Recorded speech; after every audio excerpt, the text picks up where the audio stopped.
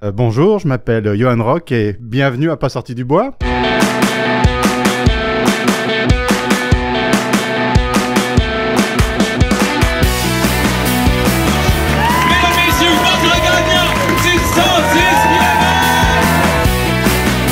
Si tu commences à te sentir bien en courant un ultramarathon, fais-toi-en pas, ça va passer. Grand champion du 125 km! C'est la Minute NAC et aujourd'hui, je vous parle du Club NAC, quelque chose que vous connaissez peut-être pas, mais NAC, en plus d'offrir les meilleurs produits nutritionnels sur le marché, NAC offre aussi des programmes personnalisés adaptés à vos entraînements. Puis ça, ça se passe sur le nacbar.com dans l'onglet Club NAC, un service d'abonnement qui est fantastique parce que c'est directement adapté pour vous. C'est sans engagement, vous économisez parce qu'en plus vous avez des rabais sur les produits. Mais là où c'est vraiment intéressant, c'est que vous pouvez l'adapter pour vous, c'est 100% personnalisable. C'est un système qui est mensuel, donc on vous envoie vos produits à chaque mois, puis vous pouvez décider d'arrêter n'importe quand. Pour vrai, encore une fois, NAC prouve qu'ils sont en avance sur tout le monde. Ils font les choses différemment, puis ils font surtout les choses pour vous, les athlètes. Ceux qui ont fondé cette compagnie-là, les employés, c'est des athlètes d'endurance, c'est des gens qui savent par où vous passez parce qu'eux aussi le vivent, donc ils développent des offres de services qui sont 100% adaptées aux athlètes d'endurance, c'est complètement fou. Tout ça, ça se passe sur le nacbar.com et bien sûr, comme d'habitude, pour votre première commande, vous avez 15% de rabais grâce au code promo Pas sorti du bois, PASSORTIDUBOIS. Et voilà, bon épisode tout le monde! Ouais, ben, on n'est pas sorti du bois, hein?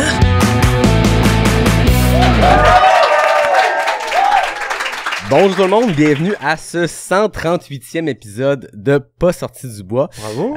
Si vous avez l'impression que ma voix est plus grave que d'habitude, c'est pas parce qu'on est rendu sur la fréquence AM, je suis sur une fin de rhume, donc j'ai sorti ma voix radiophonique pour l'occasion. Moi aussi j'ai une fin de rhume. Ben oui, exactement. Solidaire. Oui, c'est ça. Ben toi, t'as une aventure hier qui peut affecter... Non, c'était avant. Ah, c'était même avant. Bon, Ouais. on pourra y revenir. On est au Noctem, on est devant un public en feu, vous les avez entendus, sont plus de 200. Mais oui, merci au Noctem de nous accueillir encore une fois. Vous vous rappelez à l'automne avec Laurence Barry, Simon Rivet, Marianne Hogan, Bruno Savard, on avait fait ça.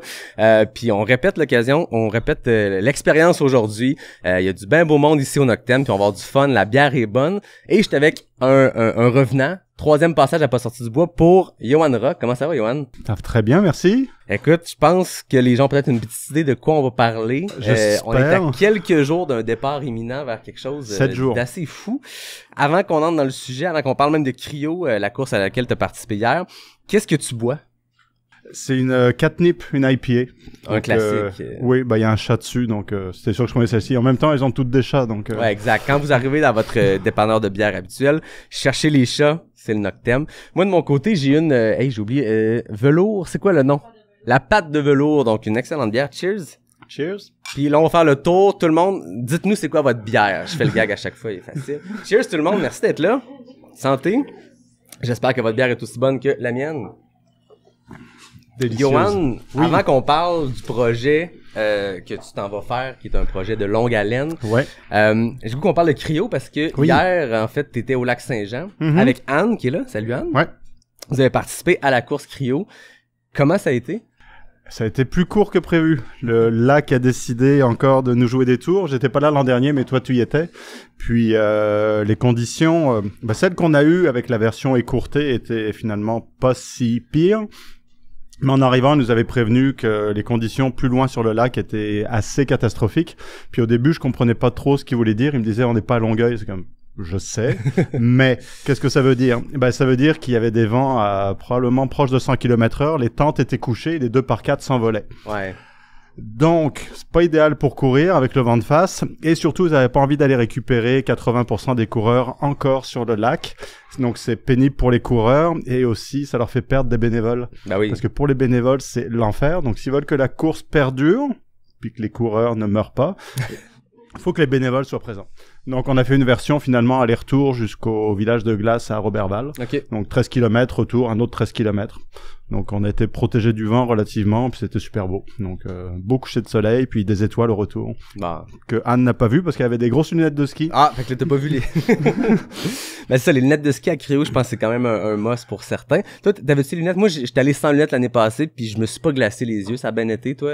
J'avais des lunettes de soleil que j'ai enlevées assez tôt parce que c'est le soir à 16h30. Non, le vent, il y en avait pas tant que ça. Toi qui est connu pour courir minimaliste, courir en sandales, en manches courtes à l'hiver, on t'a vu sur tes photos année après année traverser le fleuve Saint-Laurent en short et en t-shirt. Pour Cryo, est-ce que tu as fait exception à ton minimalisme légendaire? Je suis arrivé en short, on m'a forcé à mettre des pantalons. Mais j'étais fâché sur le coup, puis après j'ai compris quand ils ont expliqué les conditions. Donc, mais sur la portion qu'on a faite, j'aurais pu le faire en short, je pense, vu qu'on était protégé du vent. Mais en même temps, les conditions auraient pu changer très vite. Ils disaient que c'était des lignes de grains qui passaient, il y en avait déjà eu 2. Il aurait pu y en avoir une 3e. Donc avec des conditions de blizzard. Donc bon, je vais pas regretter, mais ça faisait des années que j'avais pas couru en pantalon. Donc c'est difficile. C'est lourd, c'est encombrant. Qui ici trouve que les pantalons sont encombrants l'hiver à moins 30? Ah, Anne aussi, ok. Est-ce que c'était des conditions de raquette hier ou ça se faisait en espadrille? C'était limite. Ok. Ouais. À l'aller, il y avait pas eu encore trop de neige accumulée ou soufflée par le vent. Au retour, ça commençait à patiner pas mal. Donc je me suis fait doubler par pas mal de monde en raquette. Et après par du monde en chaussures. Donc là j'étais frustré. Mais ils faisaient la micro-cryo. Ah ok. Donc ils faisaient juste 13 km. Donc ça m'a un petit peu rassuré. Mais non, en raquette ils allaient vraiment plus vite. Ouais, c'est ça. Sauf Eric Dehay qui a fini 2 ou 3e en chaussures. Ok.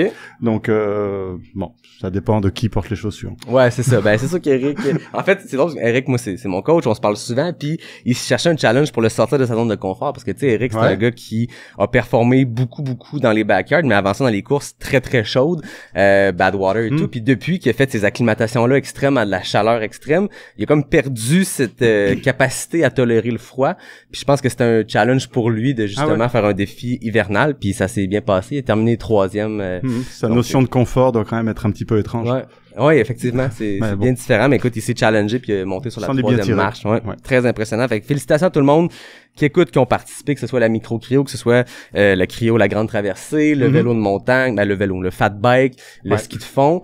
Et cette année, parce qu'on se rappelle que cryo, c'est une course qui est caritative, on ramasse des fonds pour la fondation Sur la Pointe des Pieds. On permet à des jeunes d'aller faire des expéditions, des aventures. Cette fondation-là, si vous connaissez pas Sur la Pointe des Pieds, allez lire ça, c'est exceptionnel ce qu'ils font. 331 000 $ amassés. Je pense que ça mérite une main d'applaudissement.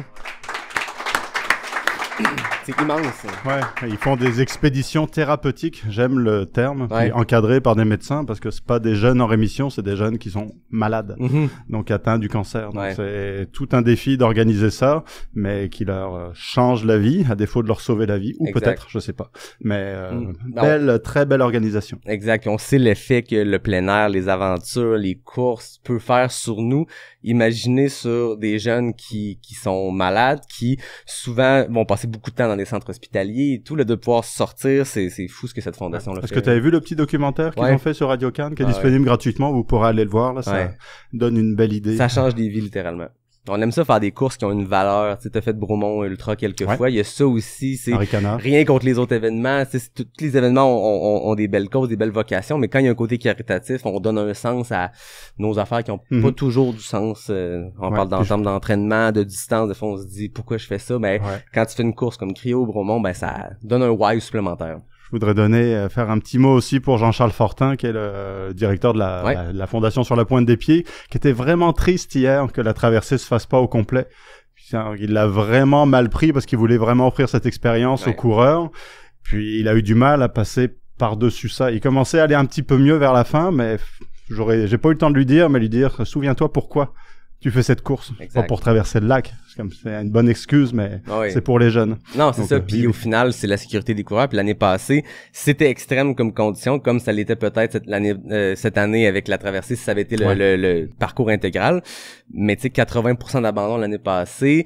Les sauvetages en motoneige, c'est complexe ça aussi. L'année passée, il y avait des motoneiges qui avaient manqué d'essence parce qu'il y avait trop fait d'aller-retour. Donc, parfois, il faut se dire, oui, bon, on aurait voulu faire le 37 km l'intégral, mais pour le bien de tout le monde, pour avoir une belle expérience aussi, pour que les bénévoles brûlent pas leur skidoo manque d'essence en plein milieu du lac, pour toutes ces raisons-là. Si les tentes volaient, probablement que les coureurs auraient aussi revolé, là. Ouais, les skidoo revolaient. Ouais, c'est pas bon signe. Sur les bosses, ils sentaient le vent qui les poussait. C'est Ouais. lourd, un skidoo. Quand ça part au vent, tu te dis que le coureur ou le skieur ou... On dit souvent en trail que la montagne a toujours raison, mais là, dans ce cas-ci, lac le aussi. lac a toujours raison.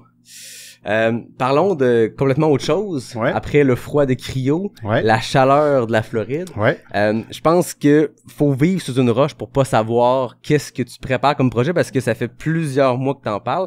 Il y a beaucoup de médias qui en ont Oui. qui en ont parlé. Oui. T'as une super couverture. Puis moi, mon défi aujourd'hui, ça va être de t'amener sur des angles différents parce que t'en as parlé beaucoup. Puis j'incite les gens à aller voir les articles. T'es passé au podcast de Jeff qui s'appelle le podcast. Il y a Sortez Running, puis il y a... Le podcast de Jeff, c'est Repousser ses limites. Repousser ses limites, pardon, j'ai oublié le nom. Donc, t'es passé à repousser les limites. T'en as parlé, donc on va essayer d'aller ailleurs. Puis on a des publics qui vont avoir plein de bonnes questions pour toi. Mais avant toute chose, parle-nous de cette aventure-là pour ceux qui peut-être sont pas encore au courant. OK. Dans 6 jours, 7, faut que j'apprenne à compter. 3 au moment où la diffusion va être faite, Ouais. mais 7 pour les gens qui sont ici. Donc le dimanche 26 février, nous serons dans l'avion avec Anne. Je quittais Montréal pour aller jusqu'à Key West. Pourquoi Key West? Parce que c'est la pointe la plus au sud des États-Unis continentaux. Et le lendemain matin, parce que les hôtels coûtent très cher, on part d'ici littéralement en courant pour remonter vers le nord. De toute façon, il n'y a pas d'autre direction, à Non, moins de c'est nager ça. vers Cuba. Mais moi et l'eau, c'est non. Donc c'est clairement d'abord la route et ensuite les sentiers. Remonter toute la Floride, passer en Alabama, passer en Georgie, rejoindre le début du sentier des Appalaches. Donc ça fait un petit détour, si vous n'avez pas la carte en tête, du sud de la Floride jusqu'au début du sentier des Appalaches, c'est 3000 km. Là, le sentier des Appalaches commence, il fait 3500 km à peu près. Une fois que je serai arrivé au bout du sentier des Appalaches, ça continue avec le sentier international des Appalaches, donc qui est pas trop connu dans le Maine ni au Nouveau-Brunswick, mais qui est très connu au Québec maintenant avec le GR1. Ouais. Donc, je vais passer la frontière à pied, remonter un peu au Nouveau-Brunswick, arriver à Matapédia, et là terminer par le plus beau, les 650 derniers kilomètres du GR1 jusqu'à la pointe de Forillon. Donc, et le sentier s'arrête à la pointe du bout du monde. Puis bout du monde, c'est en langue micmac, c'est Gaspé. Gaspésie vient de là. Donc je trouve que c'est un bel endroit pour terminer. Tu pars de la pointe sud, puis t'arrêtes quand le sentier s'arrête, puis il y a une falaise. Donc ça fait 7745 km officiellement. Moi je compte 8000 parce que je me perds souvent, donc ça va en rajouter. Et pour ceux qui aiment les chiffres, 160 km de D+. Donc, je vais faire un 100 000 vertical. 160 000 mètres de dénivelé positif. Ouais. Wow. Voilà. 5 mois. 5 mois environ. C'est difficile de comprendre ça. Il y a des gens qui font l'Appalachian Trail. Le 3500 km, il y a des documentaires qui ont été faits là-dessus. C'est extrêmement intense de le faire à la course. Il y a des gens qui ont fait le SIA. J'en ai reçu, en fait, à peu près tous ceux qui l'ont fait sont passés au podcast, mais encore là, quelque chose d'extrême. C'est 650 km qui sont extrêmement exigeants du dénivelé, de la technicité.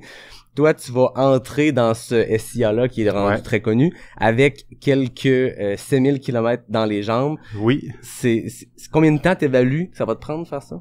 Au total, 5 mois, et je pense d'après ma règle de 3, parce que le 5 mois, c'était calculé, c'est un peu arbitraire, il fallait que je me donne un objectif pour commencer à calculer tout le reste. Donc, ce qui fait que je me suis donné, je crois, 2 semaines et quelques pour faire le GR1, donc seulement. Donc, j'aurai à peu près donc 6500, 7000 km dans les jambes, mais normalement je devrais être vraiment préparé quand je vais arriver là. Ouais, c'est ça. C'est l'avantage. Si je suis pas, j'aurais cassé avant. Donc quand je vais attaquer le GR1, je serai plus entraîné que jamais. Que je serai jamais dans ma vie probablement. Un beau taper avant 4 mois de... Non, du conditionnement très très intense. Puis la partie physique, c'est juste une partie du problème. Ah oui. C'est plus le fast packing qui est la grosse partie de mon souci. Exact, c'est que j'ai l'impression qu'à préparer une aventure comme ça, la course devient la portion la plus intense physiquement, bien sûr, mais la portion la plus simple à planifier. Faut mettre un pied devant l'autre. Il y a tout le reste autour de cette aventure-là qui est complexe. La logistique de sortir de sa vie pendant 5-6 mois, de prendre un pas de côté, puis la vie doit continuer. On voit ici tes beaux enfants qui sont ici, une vie de famille, une vie de couple, un emploi, des occupations. Là, c'est de prendre un pas de côté de ça, puis pas le mettre en pause, mais c'est complètement sortir de son quotidien. Ça fait combien de temps que tu penses à ce projet-là, puis combien de temps tu le planifies? J'y pense sérieusement depuis, je crois, octobre 2021. Donc ça fait presque 1 an et demi quand même. Et c'était le temps nécessaire, non pas pour me préparer physiquement, parce qu'il n'y a pas grand-chose à faire pour se préparer à ça. Il y en a qui commencent à sortir les Appalaches, pas entraînés.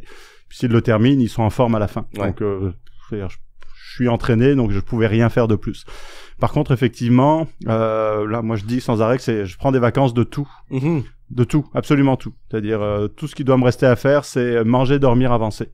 C'est les 3 seuls trucs qui vont arriver dans ma vie pendant 5 mois. Tout le reste, que ce soit Anne, les enfants, l'école, le toit qui coule, la voiture qui tombe en panne, les impôts, c'est pas mon problème. Il faut pas que faut pas que ça devienne un problème pendant 5 mois, parce que si la vie normale interfère avec ma course de manière importante, bah, c'est là où je vais devoir interrompre ou arrêter. Donc, il faut que le monde continue à tourner, mon monde, là. Le monde va continuer à tourner sans moi, là, mais mon monde puisse continuer à tourner pendant 5 mois en mon absence. Fait que je pense que c'est ça qui demande le plus de temps de préparation, c'est de préparer ce 6 mois-là. Oui. Tu dis, aussi niaiseux, j'avais pas pensé, les impôts. Oui. Aussi niaiseux. C'est la période des impôts, je pars juste avant de recevoir tous les papiers. Tu t'en sauves juste avant. Non, j'ai appelé mon comptable, puis il m'a dit, non, mais tu pourras le faire en ligne. J'ai pas envie de le faire en ligne, mais ok, je vais aller télécharger les PDF, puis t'envoyer ça quelque part depuis la Floride, parce que je les aurais pas avant. Non, c'est ça. Puis je lui ai dit, est-ce qu'on peut repousser, ou juste, je fais juste payer une partie des impôts, puis il m'a dit, non, c'est trop compliqué, il va falloir que tu fasses 3 déclarations. Donc, ok, j'en ferai une depuis la Floride, quelque part sur le sentier. Donc, on n'échappe pas tout à fait aux impôts. Non, c'est ça, hein. Jamais. Est-ce que ça a été fait par le passé, de Key West à Forillon? Oui. Ouais. Ouais. Ça a été fait pour la première fois en 97. Ok. Un Américain qui s'appelait John Brinda. Et puis, donc, replacez-vous en 97. Je pense qu'il a pas fait en une seule saison. Il a fait sur 2 saisons parce qu'à un moment, la météo a fini par le rattraper. Et imaginez le GR1 il y a 25 ans. Il est déjà difficile maintenant. Il y a 25 ans, je sais pas. Mais est-ce qu'il existait? Il était tracé? Probablement en partie. C'est pas exactement le même parcours que je vais faire maintenant qui existait il y a 25 ans ou qui était disponible. Il a évolué parce que j'ai pas inventé le tracé. Hein. Non, ça s'appelle le Eastern Continental Trail. Maintenant, il connecte des sentiers qui sont tous officiels. Il y a des portions de route au milieu, mais c'est un tracé qui est connu et documenté. Par contre, qui a pas été fait très souvent. Ça a été fait peut-être environ 1 fois par an. Puis même là, il y a pas c'est pas qu'il y a pas de preuves, c'est comme ceux qui le font ont aucune obligation de s'enregistrer ou de documenter ce qu'ils font. Donc c'est estimé qu'il y a à peu près 25 personnes qui l'ont fait, donc environ 1 par an. Puis je pense que c'est que des hommes pour l'instant, j'ai entendu aucune femme qui l'aurait fait. Puis j'en ai trouvé 5-6 avérés qui l'ont fait puis qui ont documenté un petit peu. Donc t'as pu te baser sur les écrits, les apprentissages que ces gens l'ont fait sur le parcours? Ouais, parce que le sentier des Appalaches, lui, bon, il est très documenté. Puis il y a 25 ans, il était quand même pas mal moins, un petit peu moins pratiqué, mais là, maintenant, c'est pas que c'est une autoroute, mais il y a des ressources à la tonne. C'est la portion avant puis la portion après qui sont un petit peu plus, où je vais me retrouver tout seul. J'ai l'impression que, comme tu dis, sentier des Appalaches, très connu, la portion entre la fin officielle dans le Maine et le début du SIA, bon, il y a pas grand monde. Moins occupé, mais c'est pas un tracé qui est si long que ça. Puis après ça, le SIA est très connu, mais le avant, moi, ça me surprend, j'avais pas fait les calculs. Le 3000 km, c'est plus du tiers du parcours. C'est vraiment surprenant. Puis je voyais ta map, puis c'est pas une allée directe. Il y a vraiment, tu vas te promener en Floride, là. Ouais. Puis le sentier, c'est pas un tracé artificiel, mais il y a quand même des endroits où il y a pas de sentier. Donc la Floride, déjà Key West au début, ça va être sur la route. Donc où l'accotement, c'est une sorte de piste cyclable, mais c'est à côté des voitures parce qu'on est sur des ponts. Donc on est loin du sentier. Après on fait quand même le Florida Trail. Donc ce sera dans les marécages avec les alligators, beaucoup plus de moustiques que d'alligators, toutes ces choses-là. Et après il y aura une portion route en Alabama, donc dans le sud de l'Alabama, parce que là il y a juste pas de sentier, mais ils appellent ça the connector. C'est pour connecter les sentiers existants avec les parcs qui sont au nord de l'Alabama. Donc il y a pas de sentier continu, mais ça permet quand même de, en gros, suivre toutes les Appalaches du sud au nord. Puis moi, en fait, l'idée, je l'avais eue pour la première fois en 2014. Donc c'était Pierre Lequien que t'as déjà reçu, je pense ici d'ailleurs. C'était pas ici, mais c'est un épisode devant le public. Ouais, c'est ça. Hein. Le roi du 100 000 pour le 100e épisode. Ouais. Et en 2014, on a fait 15 heures de route pour aller faire Massanutten en Virginie. Donc on avait pas mal de temps pour parler. Et puis lui m'avait dit qu'il voulait faire à un moment le sentier des Appalaches, que je connaissais pas. Donc je pense que j'avais jamais entendu parler. Puis là, après, je m'étais renseigné en disant, ah, ça a l'air cool, mais où est-ce que ça commence? Puis ça commence au milieu des Appalaches, puis ça termine au sommet d'une montagne. Exact. Qui est comme complètement absurde. Ouais. Il faut que tu fasses, je pense, 11 kilomètres de sentier pour commencer le sentier des Appalaches. Donc, déjà, il y a un problème. Oui. Le sentier officiel versus l'aspect géographique de la chose, géologique de la chose, et c'est deux. Donc, dès 2014, je m'étais dit, je veux commencer le sentier le plus loin au sud possible. Puis, les Appalaches commencent clairement pas en Floride, donc il y a un abus de langage et géographique majeur, mais c'est pas grave. Je trouve que géographiquement, c'est beau de partir de la pointe la plus au sud, puis de connecter avec les Appalaches plus ou moins quelque part en Alabama, je crois officiellement, puis de terminer tout au nord. Mais je me rappelle quand je t'avais reçu, puis quand tu parlais de ce que tu avais fait de Percé Montréal, il y avait un aspect extrêmement simple. L'aspect simplicité de dire, je prends l'autobus, je me rends à Percé, et je rentre à la maison. Là, je sens qu'il y a encore ce côté-là ultra simple de dire, c'est pas simple, on s'entend, je suis pas en train de dire que ce que tu vas faire est simple, mais c'est simple, la façon de le décrire, je pars de la pointe la plus au sud de l'Amérique du Nord continentale, les États-Unis continentaux, et je termine au bout du monde. C'est une ligne bien claire. Cette ligne-là est immense et tout ce qui vient avec est compliqué, mais est-ce qu'il y a cette recherche-là de... Géographiquement, c'était beau, Percé Montréal. Je me rappelle, on en avait parlé. C'est une ligne droite. Là, il y a encore ça qui est... Pour moi, c'est essentiel pour moi. Je pense que je t'en avais parlé. Quand j'avais fait Percé Montréal, après, je savais que je voulais me trouver quelque chose de plus long. Puis j'avais pensé traverser le Canada parce que à un moment tu veux faire plus que 1000 kilomètres. Bon, à part tourner en rond au Québec dans tous les sens, c'est faisable. Mais je m'étais dit traverser un continent, puis par défaut un continent on le traverse d'est en ouest ou d'ouest en est. Puis donc traverser le Canada. Mais ça avait pas cliqué. C'est comme ok, peut-être. C'est une bonne distance, mais au milieu, c'est encore de la route, puis encore des camions, puis bof. Mais quand je me suis souvenu de cette idée que j'avais eue en 2014, là ça a fait clic. Parce que c'est un tracé qui géographiquement a du sens. Donc je me suis rendu compte qu'à chaque fois il me faut un tracé qui géographiquement ait une signification ou soit logique, puis que t'aies pas besoin d'expliquer, c'est pas très compliqué là. Non, c'est ça. Tu remontes l'est du continent par les montagnes. Bon, ok. Bon, il se trouve que ça fait 8000 kilomètres, donc c'est un peu plus long que traverser le Canada. Donc ça dépend par où on passe. Mais ça, à partir de ce moment-là où j'ai vu qu'il y avait le Eastern Continental Trail qui existait, donc en octobre, j'ai cette idée dans la tête tous les jours. Donc là, il est temps que je le fasse pour m'en débarrasser. Ouais, c'est ça. Est-ce que t'as eu l'idée, oui, c'est resté en tête. Est-ce que t'as tenté de la chasser, cette idée-là, de se dire, ça vient, je pourrais traverser l'Amérique. Puis là, tu te dis, bon, ça n'a pas de sens, faut que le travail, la maison, la vie, puis là, tu y revenais tout le temps. Est-ce que tu as tenté de le chasser ou dès que tu as eu l'idée, tu t'es dit, je vais le faire, la question c'est quand? Dès que j'ai eu l'idée, j'en ai parlé à Anne pour voir si c'était viable parce que Percé Montréal, ça rentrait sur des vacances. Il m'a fallu 2 semaines, donc c'était long. C'est pas les idées de vacances de tout le monde de passer 2 semaines à courir, mais c'est au niveau logistique, c'est relativement simple. Mais là, je savais que ça allait impliquer, pour moi, ça va être difficile, mais ce sera quand même très très simple. Mais ça implique plein de monde qui n'ont rien demandé. Donc Anne, les enfants, mes parents, mes amis, le travail, peu importe. Il y a personne qui a rien demandé. Et puis moi, je leur impose ça. Et donc il y avait quand même quelques étapes à franchir pour voir si c'était viable. Donc, outre moi, est-ce que Anne accepte que je parte pendant des mois, puis que je la laisse avec 4 enfants? Il y en a quand même 3 qui sont pas à elle. C'est quand même un petit détail. Est-ce que les enfants acceptent que je m'en aille pendant 5 mois? Toujours plus ou moins. Non, ça, il dit non. Mais... On voit ceux qui écoutent, on vous les voyait pas, mais on a compris non. Il y avait mon ex-femme aussi, la mère de mes enfants, donc à qui j'en ai parlé. C'est important parce que je veux pas que ça ait beaucoup d'impact sur elle, mais forcément ça pourrait en avoir. Puis ça lui a pris quelques semaines de réflexion, mais oui, donc avec certaines balises à respecter, normal. Donc c'est pour ça que j'en ai parlé il y a plus d'1 an à tous ceux qui étaient vraiment proches. Puis j'en ai parlé à mes parents. Aïe. C'était probablement la pire réaction que j'ai jamais eue. Est-ce que tes parents sont ici au Canada ou sont en Europe? En France. Ils sont en France, c'est ça. Fait qu'en plus, il y a cette distance-là qui doit exacerber toutes ces émotions-là. Ça a été horrible. Ah ouais? Ouais, ça a été horrible jusqu'au mois de janvier cette année. Donc, mon père a pas beaucoup dormi, je pense, en 2022, jusqu'à ce que je l'engueule il y a quelques semaines.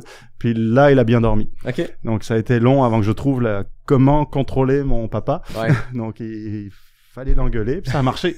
Donc, je sais pas si ça marche avec tous les papas, mais avec le mien, après, il a dit, j'ai très bien dormi, merci. Bon, ok, très bien.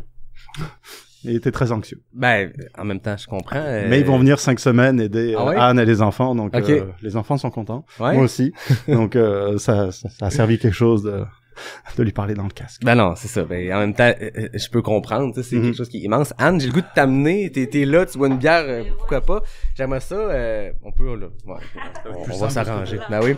Je suis un petit peu plus petite, donc je vais... Quand Yoann, il dit t'étais la première à qui en a parlé, Ouais. quand il était arrivé avec cette idée-là, j'aimerais ça que tu nous racontes ce moment-là de faut que je te parle, j'ai une idée. Toi, je veux dire, on connaît le bonhomme.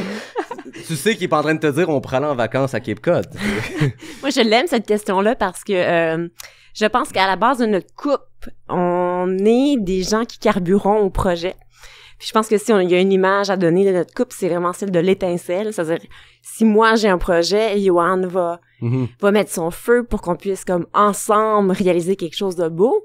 Et puis de la même façon, moi, si Yoann vient me voir puis me dit, écoute, moi j'ai un projet, ça m'allume, ben c'est sûr et certain que spontanément, j'ai réagi en étant tellement optimiste parce que dans la vie, je suis comme Yoann, j'aime vraiment ça. J'aime me lancer dans des aventures. J'aime que ma vie soit pas ordinaire. Puis si je peux trouver une façon, peu importe c'est quoi sa forme, d'avoir un défi, je le fais. Fait que j'ai beaucoup, c'est sûr que tout de suite, j'ai eu beaucoup d'empathie puis je me suis mis dans la peau de Yoann puis je me suis dit, moi, j'aimerais faire ça. Puis moi, j'écris également, donc de temps en temps, j'ai besoin, moi aussi, de temps pour moi. Et je pense que dans quelques mois, il se peut qu'à mon tour, j'aille voir Yoann et je lui dise, sais-tu quoi? J'aimerais écrire un roman. J'ai reçu une bourse pour écrire dans une petite maison dans les bois pendant quelques mois. Eh ben, c'est mon tour. Ciao, bye. Donc, c'est ça. Donc, Ça va être dur de dire non à ça. Oui, Yoann a ses projets, mais moi également Oui. aussi, j'ai mes projets. Et je pense que l'un et l'autre, on a envie de s'aider dans nos projets. C'est ça. Ton rôle dans tout ça, parce que Yoann, je t'ai entendu, je pense que c'est justement au podcast avec Jeff que tu disais, moi je ne fais que courir. Dans le sens que le projet, une fois qu'il est parti, on part de Key West, on monte, puis s'il n'y a pas de pépin, on se rend jusqu'à Forillon, on court, on reviendra, c'est quoi le plan de match. Mais autour, il y a toute une logistique qui se crée. Yoann en a parlé tantôt, mais il y a aussi un support à distance. On se rappelle que Percé Montréal, tu avais commencé ce support-là à distance, finalement tu l'as fini sur place. C'est quoi le plan de match de ton rôle dans ça? Tu commences avec lui, mais après? Ben, je commence avec Yoann, mais je vais rester avec Yoann, c'est-à-dire que j'agirai en tour de contrôle. OK. Donc, je vais remplacer Yoann dans les médias sociaux pour les prochains mois. Donc, si jamais vous écrivez à Yoann, vous voulez avoir des informations, ça va être moi qui va répondre. Je vais alimenter aussi notre site Ko-fi. Oui. Donc, si vous voulez vraiment suivre l'aventure, abonnez-vous. Je vais diffuser de la vidéo quand Yoann va m'envoyer, que ce soit des photos, peut-être juste un enregistrement sonore. Donc, moi, je vais alimenter Ko-fi pour que les gens puissent vraiment suivre l'aventure. Donc, je serai là pour documenter. Et je serai là, bien entendu, pour surveiller la balise et essayer de pas trop m'en faire. Parce que j'ai appris de mon expérience. Puis, avec Percé Mont-Royal, je m'en suis vraiment fait. Tu sais, je me souviens d'un moment où il était peut-être comme, disons, 11 heures du soir, là, 23 heures. J'étais en train de surveiller la balise GPS et là, je me suis aperçue que ça faisait, disons, 1h30 que la balise n'avançait pas. Yoann était sur le long de l'autoroute. Là, j'imaginais les camions qui passaient. Yoann en gougoune, avec dans le noir, pas de lumière. Écoute, je m'en suis tellement fait pendant le Percé Mont-Royal que je pense que j'ai atteint un summum. Et maintenant, je pense qu'on va, je vais parvenir à me détacher de ça. J'ai confiance. Yoann sera pas tout le temps gougoune. Il sera intelligent. Il sera intelligent. La trail, les montagnes, les sentiers, il peut se passer plein de choses, mais j'ai l'impression que un bord d'autoroute, c'est quasiment plus dangereux que de rencontrer un ours dans l'Appalachian Trail. Puis on a eu j'allais dire un bel exemple. On a eu un exemple tragique de ça parce que Yoann t'a fait percer Mont-Royal à se faire passer à côté par des vannes. Antonin Lausière en a parlé aussi quand il a fait son grand tour de la Gaspésie. Des vannes passent. Et Richard Roy du podcast C'est quoi ton why? Malheureusement, faisait ce même genre de projet-là où on court longtemps sur le bord d'une route et s'est fait happer par une automobile. Il est correct, Richard. Bon, il est blessé et tout. On y envoie plein d'ondes positives, mais il a survécu, mais ça aurait pu être fatal. C'est un rappel que ces genres de projets-là, Johan a été chanceux, Antonin a été chanceux, et Richard l'a été un peu moins. Ça peut arriver. Là, bon, il peut se passer plein d'autres choses, mais au moins, il n'y a pas de van dans l'Appalachian Trail. Ben, tout à fait. Puis c'est pour ça que moi, je suis extrêmement zen par rapport à ça, parce que je le sais.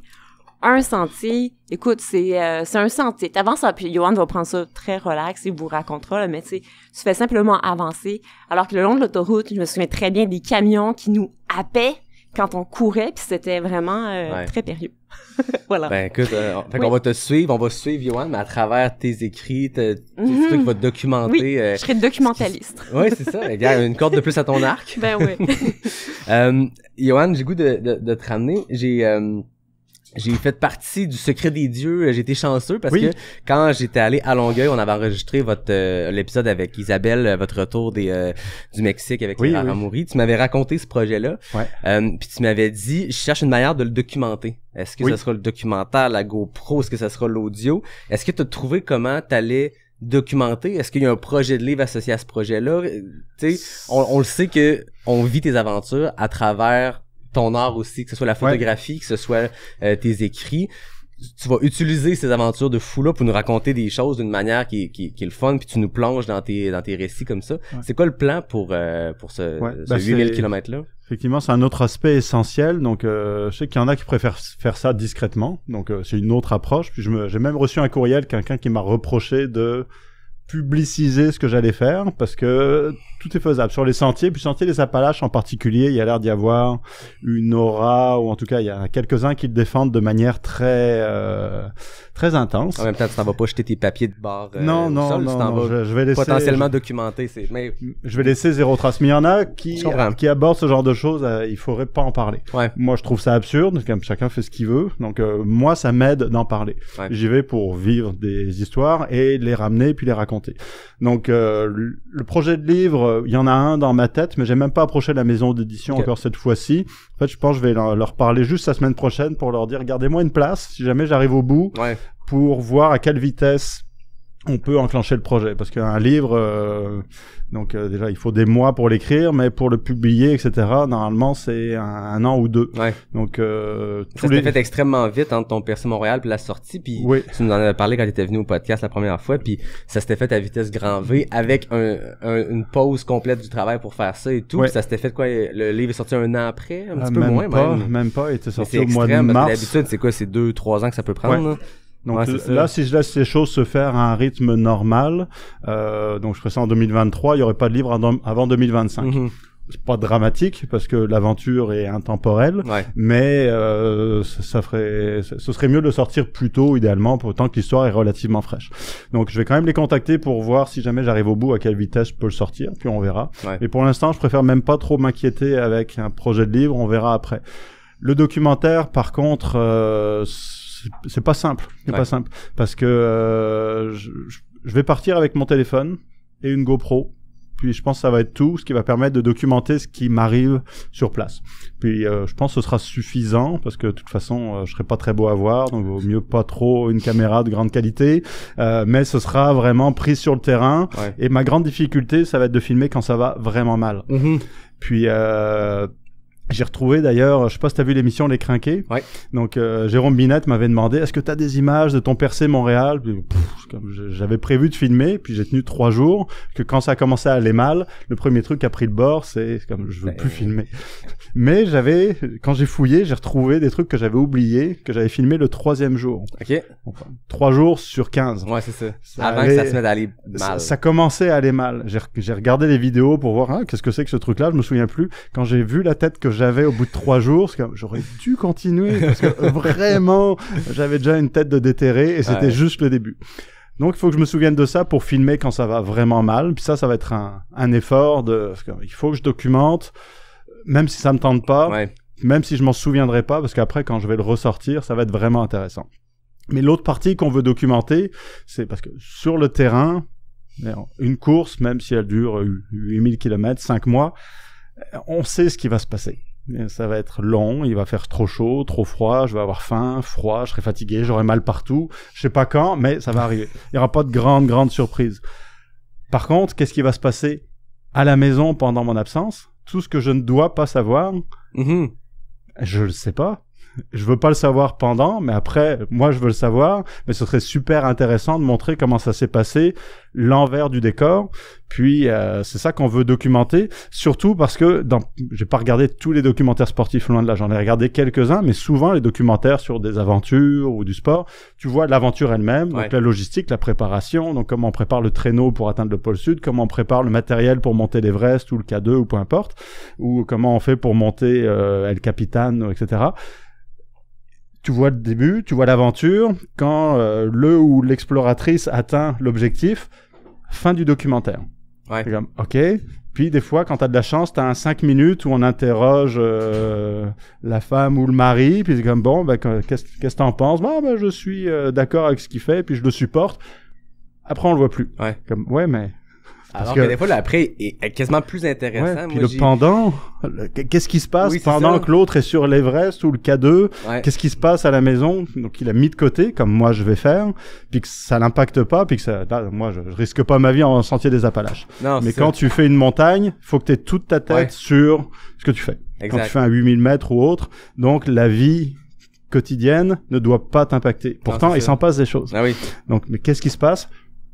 Pour l'instant, j'ai pas vu de documentaire qui couvrait ça. Donc là, je trouve ça super intéressant, surtout parce que, justement, il y a 4 enfants, il y a une famille. Si quelqu'un décide de se lancer dans une aventure, quelle qu'elle soit, pas forcément à 8000 km, une aventure en fonction de ses capacités, est-ce que c'est faisable? Comment tu fais pour t'organiser? Moi, j'ai essayé de m'organiser. J'espère que ça va fonctionner. On verra si ça fonctionne. Puis si ça fonctionne, voici une manière de le faire, mais voici les conséquences possibles de cette aventure-là. Ouais. Donc, il y a sur moi, mais sur la famille, l'entourage, etc. Ce sera pas tout rose. Ça va peut-être faire des dégâts, mais il faut essayer pour savoir. Est-ce que tu as eu la conversation, que ce soit avec Anne, avec tes enfants, avec la mère de tes enfants, sur ce que tu veux savoir et pas savoir? Tu sais, moi, souvent, quand les gens me demandent des conseils, je fais ma première longue distance, je vais avoir un crew, c'est quoi tes conseils? C'est jamais des conseils logistiques. Tu sais ce que tu as besoin. Traîne-toi une deuxième paire d'espadrilles, une deuxième paire de bas. Mais, aie la conversation avec ton conjoint, ta conjointe, peu importe tes amis qui font ton crew. Parce que, quand t'es dedans, tu files comme de la merde, puis tu vas abandonner, faut que tu aies eu la discussion en amont. Moi, je vais dire, ma blonde, elle le sait maintenant, elle l'a fait plusieurs fois, c'est rendu une pro.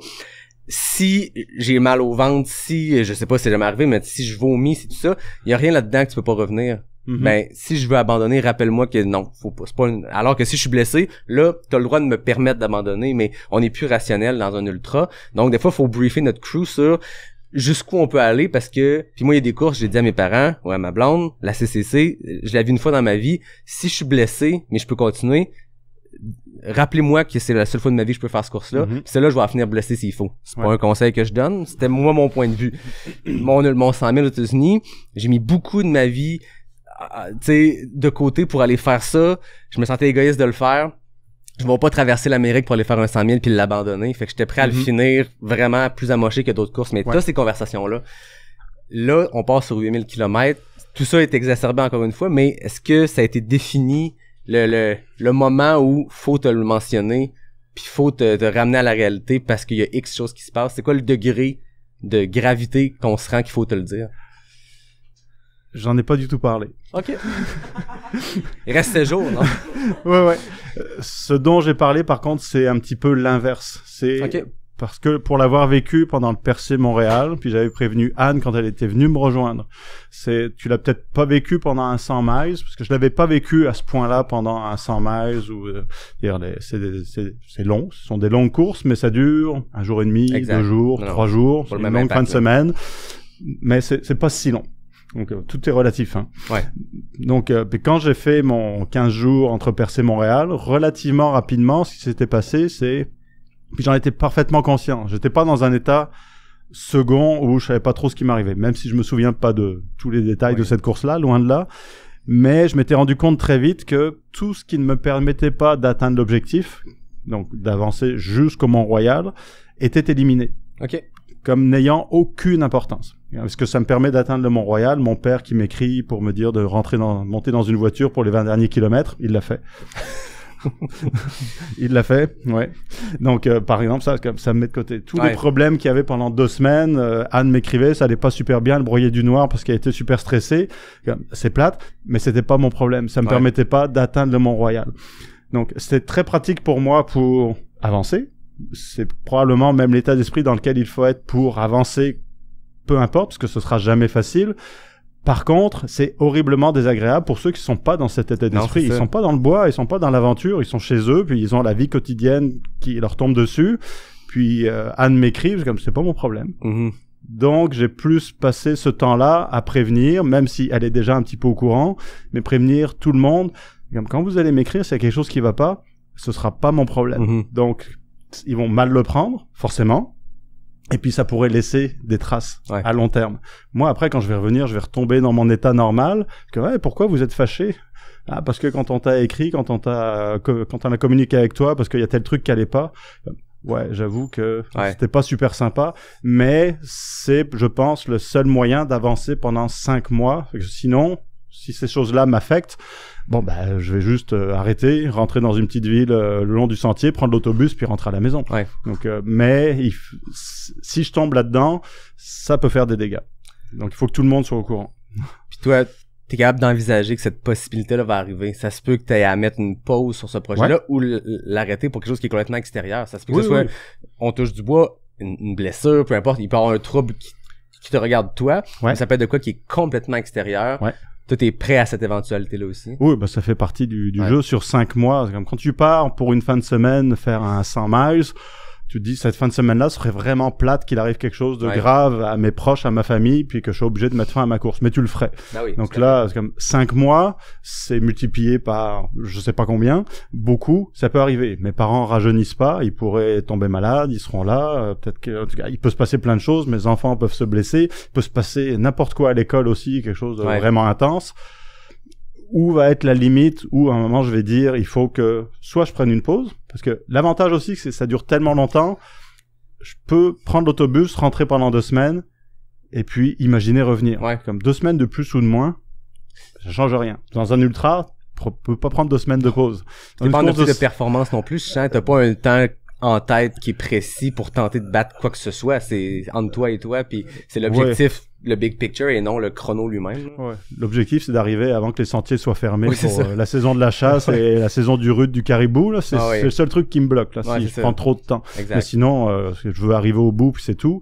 Puis ici, il faut que je prenne une semaine ou 2 de pause parce que je suis blessé. Si je me fais une entorse, je peux la guérir en passant une semaine dans un hôtel à manger et à dormir. Tu vas avoir le temps de faire tes rapports d'impôts. Les rapports d'impôts. Donc, faut une entorse au début, avant fin avril, c'est ça? Exact. Entorse, mais c'est début. Au début, pour après repartir.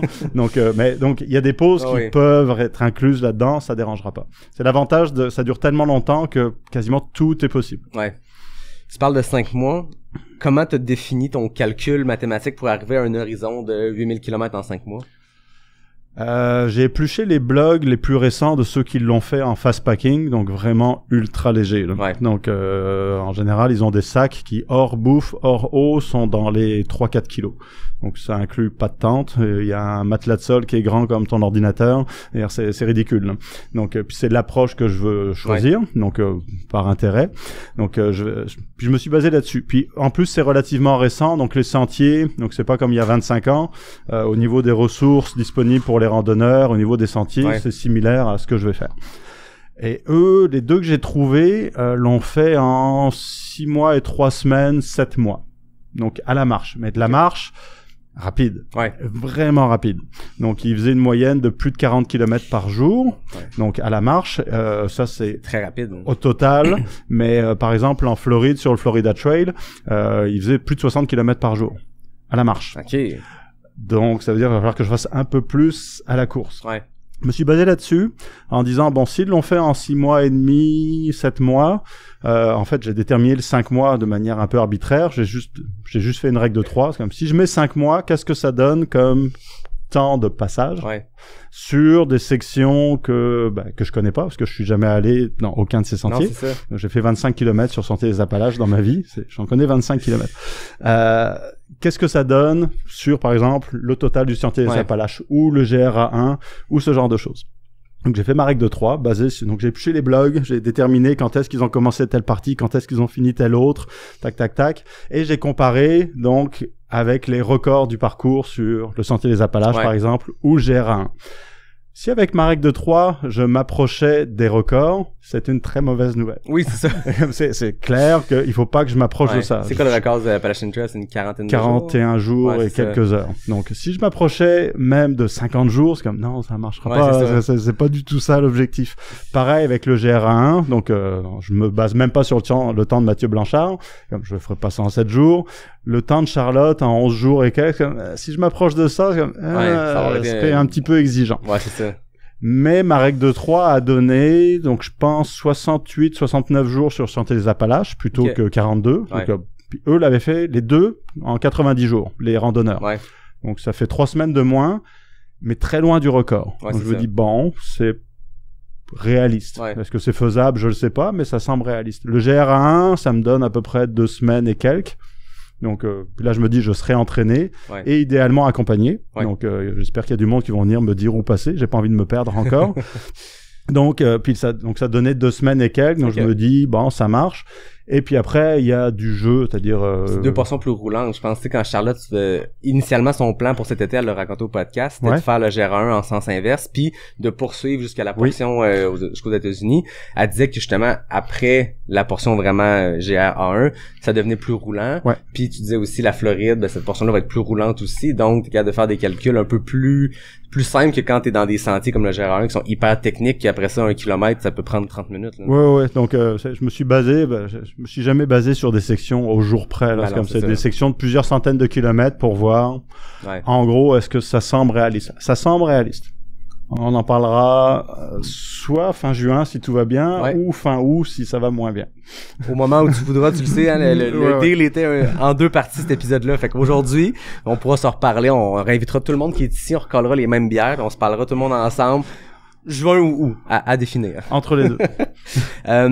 On le sait, t'es un adepte du minimalisme, tu cours en sandales, ça avait fait jaser beaucoup à les gens qui connaissent pas trop la course, puis c'est qui cet hurluberlu qui court en sandales. Bon, après ça, les gens savent que les Luna Sandales existent et tout, mais bref, minimalisme, là, à quel point tu peux amener cette philosophie-là sur une aventure de 5 mois où t'es en autonomie self-supported qui appelle, donc tu peux seulement t'appuyer sur ce que tu vas croiser sur le parcours.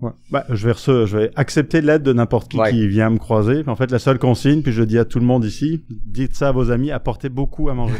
C'est la seule consigne. Je vais manger énormément, puis je pense que ça va être le principal défi, c'est manger assez, donc amener à manger. Je prendrai tout, ça c'est garanti. Au niveau du minimalisme, moi, ça m'intéresse de faire avec le moins possible, juste pour voir à quel point on est capable de se passer de matériel. Donc, j'ai lu, évidemment, je suis allé dans le fast packing dès le début, donc pas de la randonnée. Donc, déjà, c'est pour pouvoir courir, puis également pour savoir jusqu'à quel point on peut ne rien avoir. Et en lisant donc les blogs, puis j'ai lu également un livre, donc c'est plus son journal de trail. C'est un gars qui a fait le sentier que je vais faire en 1998, donc vraiment tôt également dans l'histoire de ce tracé-là. Puis il a édité son journal de trail en livre. Donc là-dedans, c'est très répétitif parce qu'il écrivait ça pour lui. Il a sorti ça en livre, donc tu lis ça. Puis à l'intérieur, il y a quand même quelques pépites intéressantes, pratiques. Lui était pas particulièrement minimaliste, mais ça donne quand même des bonnes infos. Il y a un détail à un moment là-dedans qui m'a fasciné, il parlait du premier, c'est Earl Schaffer, le premier qui a fait le Sentier des Appalaches en une saison, en 1948. Donc là, on remonte à 75 ans, donc le matériel qu'on a maintenant n'existait pas du tout. Le Sentier des Appalaches a été créé dans les années 30. Donc c'était un projet un peu utopique de faire un sentier hyper communautaire qui suivait à peu près la ligne des Appalaches. Donc évidemment, quand la Deuxième Guerre mondiale a éclaté, ce sentier-là est tombé dans l'oubli. Mais lui, Earl Schaffer, avait contribué à aménager des portions du sentier avant la guerre. Il est allé faire la guerre, il est revenu traumatisé, comme il se doit. Et à un moment, il a eu besoin de partir dans le bois pendant longtemps. Donc il a pris le sentier qu'il connaissait pour l'avoir aménagé. Mais il est parti avec son matériel de l'armée. Dont il a laissé une bonne partie tomber très rapidement parce que c'était pas du tout adapté à ce qu'il allait faire. Et donc là, tu veux découvrir comment faire pour aborder un sentier sans tente, sans sac de couchage, sans matelas de sol, avec juste un poncho, puis un sac à dos en toile et des bottes. On est dans une autre époque. Mais mon matériel que je vais avoir, super moderne et très léger, ne tiendra pas 8000 km. Non, c'est ça. À un moment, il va péter. au moment où, évidemment, ce sera probablement le moins pratique. Donc, il va falloir que j'apprenne à m'en passer. Donc, en lisant ce qui s'est passé en 1948, ça donne des pistes vraiment intéressantes. Il y a des trucs que je vais redécouvrir par la force des choses. Mais il y a plein de choses dont il parlait à l'époque. Pour lui, quand il écrivait, ça semblait tellement évident, mais il l'a pas documenté. Donc, il dit, j'ai fait ça comme ça. Par exemple, page 12. Donc, début du livre, le livre est pas très gros, mais page 12, on est proche du début. Hein. Page 12, il y a un paragraphe dans lequel il commence à avoir des ampoules avec ses bottes. Logique. Ouais. Puis il dit, mais de toute façon, j'ai été con, j'ai mis des chaussettes. J'aurais pas dû en mettre. Donc déjà, moi, je cours sans chaussettes, puis je me fais poser la question sans arrêt quand je cours pas en sandales. Là. Ouais. T'en mets pas, t'as pas d'ampoule. C'est comme, non, j'en ai pas vraiment. Donc lui, c'est comme, c'était une évidence, il aurait pas dû en mettre. C'est comme, bon, d'accord. Ouais. Puis en fait, j'aurais dû mettre du sable dans mes bottes. Comme d'où est-ce que ça sort cette idée-là? Ouais. Les bottes. Okay. Donc ça venait de la guerre. Quand lui était dans le Pacifique. Donc pour préparer leurs pieds aux bottes de l'armée, ils mettaient du sable de la plage dans leurs bottes pour tanner la peau et la préparer pour qu'elle résiste aux ampoules. C'est comme, je pense que je vais le conseiller à personne ici. Il y a personne qui va suivre ce conseil. Mais apparemment en 48, ça fonctionnait. Et après, parce que le paragraphe est pas terminé, il dit, de toute façon, bon là je suis parti un peu tôt dans l'année, c'était trop frais, j'aurais dû le faire pieds nus, ce sentier. Ok. D'accord. Ou j'aurais dû faire comme les Amérindiens, puis y aller en mocassin. Fin du paragraphe, puis après il passe à autre chose. C'est comme, je pense que tu pourrais faire un livre là-dessus, parce que c'est vraiment super intéressant, mais lui c'est un paragraphe, puis après pour lui c'était évident comment fonctionnaient les Amérindiens, puis plusieurs fois dans le livre reviennent, il dit j'utilise les techniques traditionnelles, mais il explique pas ce que c'est. Sauf que si tu veux y aller hyper minimaliste, il faut que tu saches comment avancer, même quand ton matériel ne suffit pas ou quand t'en as plus. Parce que lui, sa tente, il l'a gardé une semaine, puis après, il l'a jeté à la poubelle parce qu'elle était trop lourde. Puis la partie, son matériel qu'il a récupéré en cours de route, qu'il a gardé jusqu'à la fin, qui était le plus utile, c'est un sac de pommes de terre. Ça lui permettait de transporter plein de choses, ça résistait jusqu'à la fin. Donc, il y a plein de trucs là-dedans. Tu dis, ce que j'ai prévu ne fonctionnera pas. Je vais apprendre plein de choses en cours de route. Puis ce sera peut-être un sac de pommes de terre ou finir pieds nus, parce que là, je vais commencer en sandales, continuer en chaussures. Ou peut-être pas. Ouais. Je sais pas. Parce que par la force des choses, je vais m'adapter à ce qui m'entoure. Puis moi, mon approche est hyper minimaliste. Donc, hyper minimaliste, ça veut dire pas de matériel jusqu'à un certain point. Ouais. Donc, ça va peut-être être très grave comme conséquence. Ouais, c'est ça. Mais ça veut pas dire que je vais pas essayer. Vous pouvez entrer. Donc, je comprends qu'il va y avoir des sandales au début, des disparés. Qu'est-ce que tu vas traîner sur toi au total? Parce que tu dis, lui, la tente, elle le finit en poubelle une semaine plus tard, mais tu vas dormir sur quoi? C'est quoi le plan de match?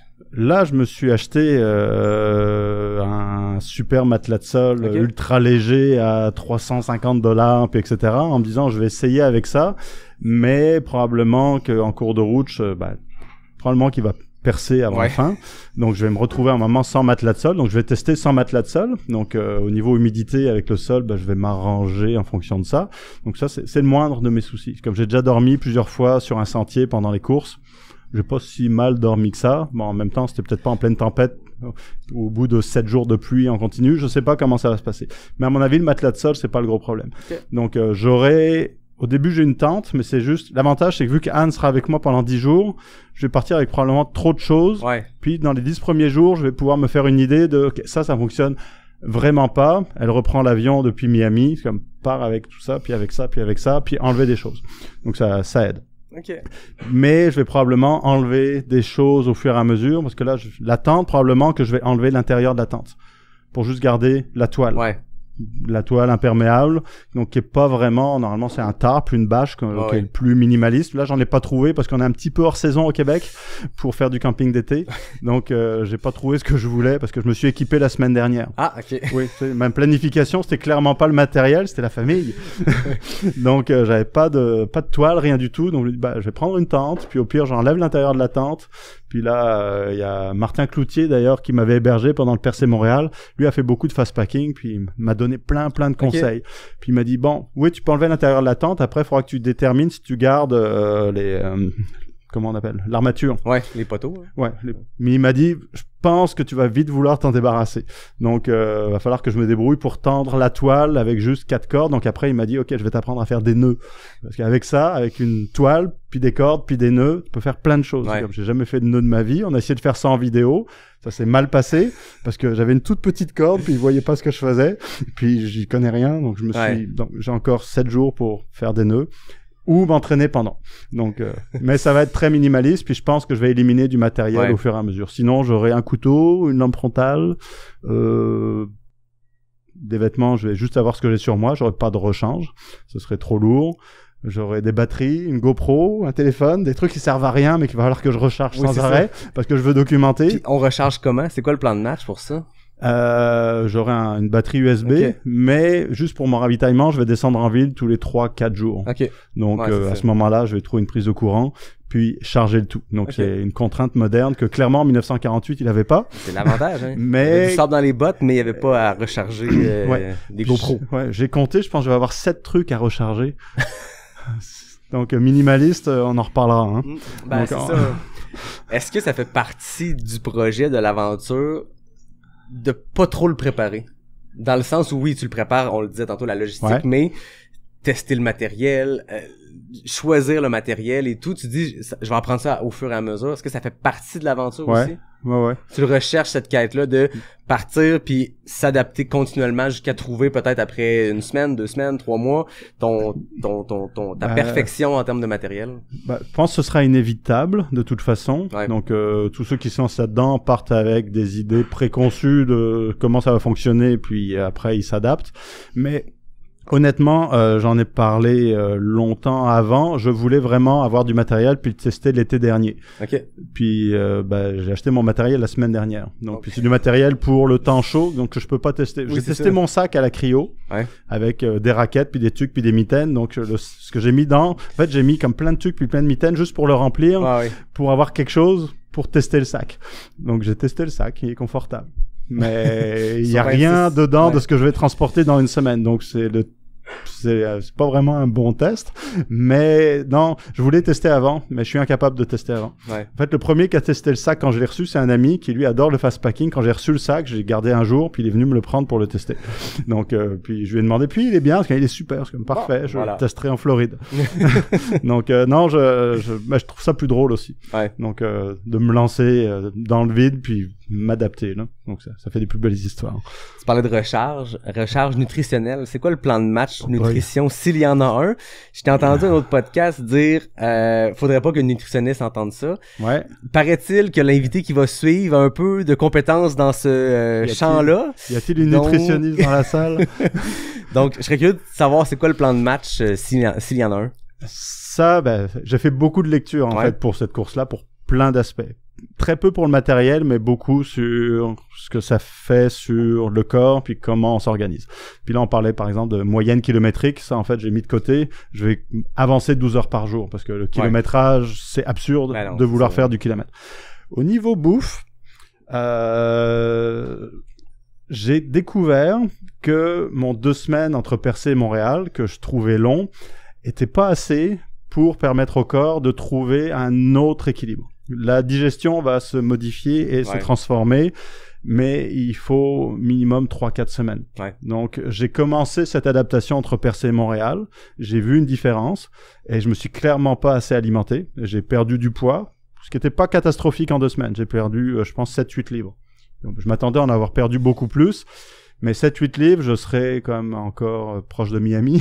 C'est ça. Au bout de 2 semaines, donc je serais pas loin. Tu peux pas maintenir cette perte de poids sur 5 mois. Là. Impossible. Donc ça veut dire qu'il va falloir que je mange pour trouver un équilibre. Il faut pas que je perde de poids. Peut-être un tout petit peu au début, parce que là, honnêtement, je cours très peu, puis je mange énormément, en me disant, m'en fous, je vais tout perdre. Mais faut que je perde un petit peu, puis après que ça reste pareil. Non, c'est ça. Puis... il y en a un qui a fait, je me souviens plus de son nom, mais il a fait le record sur Sentier des Appalaches, mais en autonomie complète. Donc sans équipe. Il l'a fait en 45 jours et quelques. Au début, il se basait, il avait un régime, c'était à peu près 6 à 8 000 calories par jour. C'est beaucoup, mais c'est ce qu'il faut quand tu cours puis que tu veux battre un record. Donc moi, je pense que je serais dans ces eaux-là, 6 à 8 000. À la fin, il disait dans les dernières semaines, pour ne pas se sentir fatigué et pouvoir avoir le niveau d'énergie suffisant pour continuer à avancer et battre le record, il est monté jusqu'à 12 000 calories par jour. Je sais pas comment c'est faisable. Donc, de trouver cette nourriture ou de l'avoir mise de côté dans son cas, de la transporter et de la consommer. 12 000 calories par jour, c'est horrible. Donc, je pense que tu dois te dégoûter de manger. Oui, c'est ça. Mais moi, ça va être ça pendant 5 mois. Donc, essayer de trouver, je pense, 6 à 8 000 calories par jour. Et vu que je veux pas organiser la logistique pour m'envoyer les trucs que j'aime bien, donc en cours de route, parce que ce serait interminable. Je vais me débrouiller avec ce qu'on trouve aux États-Unis, dans les petites villes, le long du sentier. Ce sera ni très varié, ni très bon pour la santé. Par contre, je garantis que ça va être très riche en sucre et en gras. C'est parfait. Bon pour la santé, absolument pas. J'essaierai d'ailleurs de faire croire à personne, j'essaierai pas de faire croire à qui que ce soit que faire 8000 km c'est bon pour la santé. Non, c'est ça. Ce sera sûrement pas très bon à plein d'aspects. Et la bouffe, ça va être une catastrophe. Mais il va falloir que ça soit hyper calorique et je vais en manger sans arrêt pendant jour, matin, midi, soir, tout le temps pour atteindre ce 8000 calories-là. Donc, j'ai calculé, par exemple, un pot de 1 kg de Nutella. Je pense que c'est 3-4 000 calories. C'est la moitié de ce que je dois manger par jour. Il va falloir que je mange un deuxième pot de Nutella. Je ferai pas ça. Non. Mais il va falloir que je trouve autre chose. Mais ça va être des soupes ramen, des noix, puis du beurre de peanut. J'aime pas le beurre de peanut, sauf en ultra. Je pense que je vais adorer ça. Puis après, je vais à nouveau détester ça. Et du Nutella. C'est des trucs que je dois trouver partout. Ah, c'est donc ça. Je peux pas dépendre de bars NAC ou des trucs vraiment spécialisés. J'en trouverai pas. Puis pour 5 mois, tu peux pas t'embarquer dans t'envoyer des choses, préparer des choses. On voyait Charlotte qui documentait son GR1 cet été.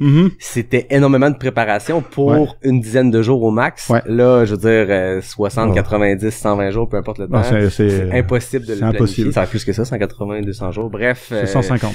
Tu peux pas t'envoyer des boîtes, ça fait 152 jours. Ouais, c'est ça. Si tout va bien. Mais non, ça va être une gestion ça va être un apprentissage parce que en fait, il y en a aussi qui me demandaient mais comment tu fais pour te préparer? Je peux pas me préparer à moins de courir pendant des mois pour voir ce que ça fait. Je vais juste le faire puis m'adapter en cours de route. Déjà, tu sais, quand on parle de l'entraînement marathon, les gens vont faire une longue sortie qui est presque la distance du marathon, 1 mois, 6 semaines avant. En ultra, déjà, le simple ultra, pas multijour, on réussit pas à faire le même type de préparation. Tu peux pas, pour un 100 000, faire 120 km 6 semaines avant. Tu sais, c'est différent comme type d'entraînement, c'est le volume sur le long terme. Là, je suppose que pour un projet comme ça, c'est le volume sur 10 ans, sur une décennie. C'est l'expérience que tu as acquérie avec le temps qui sert, mais en ce moment, tu dois pas modifier ton entraînement en termes de faire plus de kilomètres par semaine. J'ai même réduit parce que ça changera rien. Faire 120 km ou 60 km en ce moment, ça te change rien sur 5 mois. Là, je fais 30 km par semaine ces derniers temps parce que ça changera plus rien. Non, c'est ça. Je vais me remettre en forme la semaine prochaine. C'est-à-dire, là, je suis clairement pas au top de ma forme. Et alors, je serai en forme en arrivant à Matapédia. Je vous garantis. Si j'arrive là, je serai en forme. Donc, j'aurai 4 mois de remise en forme intense. Mais non, effectivement, c'est les 17 années précédentes d'expérience et d'apprentissage et de conditionnement du corps qui me permettent d'attaquer ça. Donc, je dis pas que c'est infaisable pour quelqu'un qui commence la course à pied, parce qu'il y en a qui commencent au sentier des Appalaches comme expérience, voyons, je vais trouver le terme, une expérience pour se transformer, une métamorphose, peu importe. Donc ils se lancent là-dedans, pas en forme, ils terminent, ils sont complètement métamorphosés. Donc moi je sais ce qui m'attend jusqu'à un certain point. Je peux rien ajouter à ces 17 années et demie d'expérience qui me précèdent. Je vais juste en ajouter 5 mois de manière très intense. Puis là je vais revenir avec plein d'autres expériences. Non, c'est ça. On t'a vu dans le dernier 18 mois être beaucoup dans la salle d'entraînement, musculation, crossfit, Tabata, ce type d'entraînement-là. Est-ce que ça faisait partie du processus de la préparation? Ça faisait pas uniquement partie de ça. C'est un bonus parce que effectivement, quand je vais me lancer là-dedans, il y a pas juste les jambes qui vont travailler. Je vais avoir déjà le sac à dos. Je vais sûrement avoir des bâtons de marche, de course, parce que quand les jambes sont cassées, je vais pouvoir redistribuer sur le haut du corps. Donc il fallait que je prépare le haut du corps. Mais j'ai fait ça. Oui, ça va servir pour ça, mais j'ai fait ça parce qu'on entend sans arrêt qu'il faut faire du renforcement musculaire pour ne pas se blesser. Donc, puis je l'entends comme tout le monde, je l'ai jamais fait. comme beaucoup. Comme, ça serait bien de le faire, mais je préfère courir. Ben oui. Puis j'ai essayé, ça fait plusieurs années que j'essaie d'intégrer une forme de musculation autre, et j'ai eu plein d'essais qui sont tous soldés par des échecs au bout d'1 mois, 2 mois, 3 mois. Je préfère courir, puis faire des pull-ups, puis lever de la fonte. J'aime pas ça. Donc, mais j'ai fini par m'y mettre fin 2021 parce que j'aime pas les programmes en course à pied, mais je me suis trouvé un programme en musculation qui me convenait, qui était vraiment simple. C'était juste avec le poids du corps au début. Donc là, ok, ça, je suis capable de le suivre. C'est pas trop compliqué. Puis surtout, j'ai pas peur de me blesser tellement les mouvements sont simples. Parce que je fais pas ça pour battre des records au deadlift. J'ai aucune idée de ce que je soulève, puis c'est pas important. Mais je veux faire quelque chose parce qu'il paraît que c'est bon. Et puis je le fais aussi, puis ça c'est au-delà du 8000 km. T'as lu Born to Run. Donc tu sais que ça c'est basé au départ sur les livres de Daniel Lieberman. Donc Daniel Lieberman qui est donc un anthropologiste et puis qui a plus ou moins prouvé que l'humain est fait pour courir avec toutes les adaptations, etc. Mais là c'est juste une partie de ses recherches. Lui il se base sur tout. Pourquoi est-ce qu'on a le corps qu'on a, donc d'un niveau, d'un point de vue évolutif. Donc il y a la course à pied là-dedans, mais il y a plein d'autres trucs. Il y a l'alimentation justement, il y a plein de choses. Puis il a sorti un deuxième livre il y a 2-3 ans qui explique pourquoi faire de l'exercice physique, s'entraîner, qui est une activité complètement artificielle. Et on va courir pour aucune raison. On lève du poids pour aucune raison, comme ça nous sert à rien à part à courir plus loin ou soulever plus, avoir des plus gros muscles. Mais pourquoi est-ce qu'une activité artificielle comme ça est bonne pour la santé? Alors que le cerveau nous dit, puis le cerveau est une machine à économiser de l'énergie absolument spectaculaire, nous dit sans arrêt, ne fais rien. C'est par défaut, ne fais rien. Et donc, c'est normal qu'on n'ait jamais envie d'aller courir, qu'on n'ait jamais envie de faire de la musculation. Puis il explique que, on est fait pour bouger, pas juste pour courir, mais pas forcément énormément. Mais qu'on est fait pour, justement, être actif. Puis que quand tu es actif, puis là, on parle pas de courir des ultramarathons ou de s'entraîner 2 heures par jour, on parle de faire 30 minutes d'exercice modéré par jour. Ça, c'est suffisant pour déclencher plein d'adaptations dans le corps humain, des mécanismes anti-inflammatoires, de réparation, etc., qui corrigent plein de problèmes de santé qui n'apparaissent pas si tu bouges un peu, et si tu ne fais rien, là t'as plein de maladies potentielles qui peuvent sortir, et surtout, donc ça c'est quasiment immédiat, mais quand tu vieillis, ça ne fait que s'aggraver. Et donc il y a plein d'études qui démontrent que quand tu fais juste un petit peu quelque chose, peu importe, tu bouges un petit peu, tu repousses toutes ces maladies chroniques qui peuvent arriver, la sénescence, tu peux retarder le vieillissement jusqu'à un certain point. Et donc l'idée, c'est pas de pas vieillir, tu vas finir par vieillir puis mourir, mais tu vas peut-être mourir en bonne santé et autonome. Donc je dis c'est quand même peut-être pas mal d'essayer de vieillir en bonne santé. Donc le 8000 km, c'est pour ça que je dis ça, c'est pas bon pour la santé. Par contre, tout le processus de s'entraîner tous les jours, ça me permet de me payer un 8000 km. Mais ce que j'espère, c'est au-delà que les 30 prochaines années, je serai le plus en forme possible pour être le plus autonome possible. Après, c'est les statistiques. Il n'y a aucune garantie. Mais je me dis, je mets toutes les chances de mon côté. Donc c'est plus ça qui me motive en faisant plein d'autres choses maintenant, en me disant, les jambes, c'est bien, mais il n'y a pas juste ça. Donc ça me tient motivé plus que je veux faire un 8000 km ou un ultra ou un événement spécifique. Donc c'est les 30 prochaines années, en espérant que ça marche. La sagesse.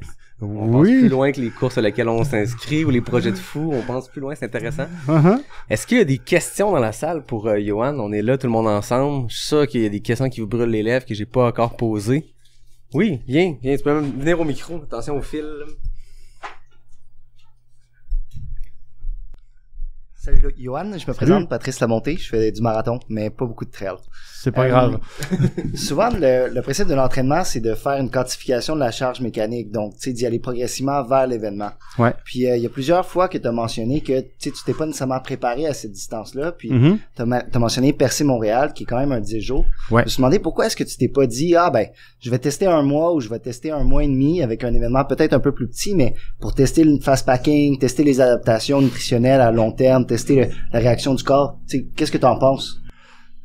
J'aurais pu tester si j'avais eu le temps, parce que déjà là on parle effectivement il aurait fallu que je fasse un test d'1 mois, 1 mois et demi pour vraiment commencer à rentrer dans le régime dans lequel je m'apprête à tomber. J'avais pas 1 mois et demi de disponible pour faire ça, donc déjà point de vue logistique avec le travail, la famille, c'est comme ça marchait pas.